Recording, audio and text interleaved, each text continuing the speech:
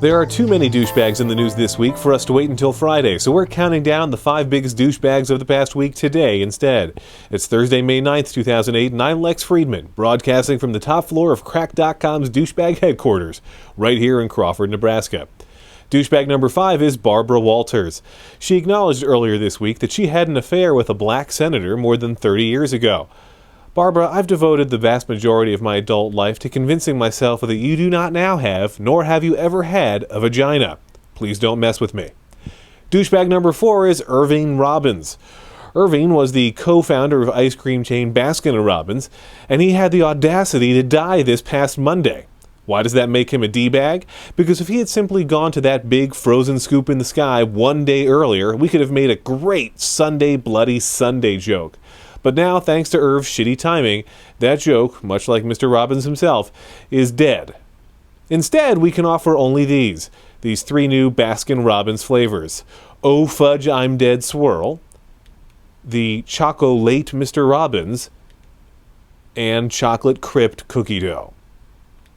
Douchebag number 3 is The Police, the band, not the uniform-wearing guys who beat innocent people. The group, whose lead singer sounds exactly like Sting to my untrained ear, has announced that they will soon hold their last ever concert in New York City.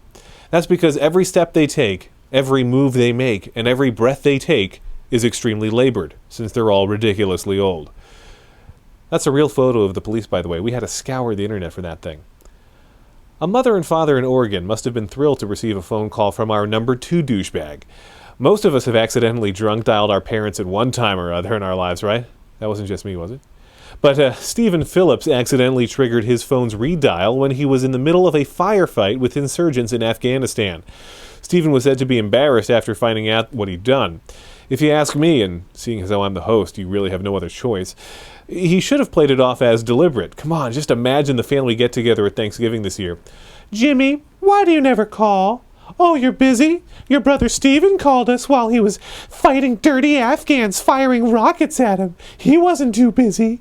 That's why he's our favorite. Oh, stop crying, you douchebag. I assume everyone's mom calls them a douchebag once in a while. I mean, where do you think I got the idea for this show? And finally, douchebag number 1. University of Washington scientists. They're warning that many rare tropical insects are facing extinction due to global warming, with a potentially devastating effect on plant pollination and food supplies. The scientists say that some of the largest, slimiest, multi-antennaed bugs with huge slavering mouth parts and sharp ovipositors that penetrate the skin of prey to lay their eggs that hatch and burrow and get it off me, get it off me.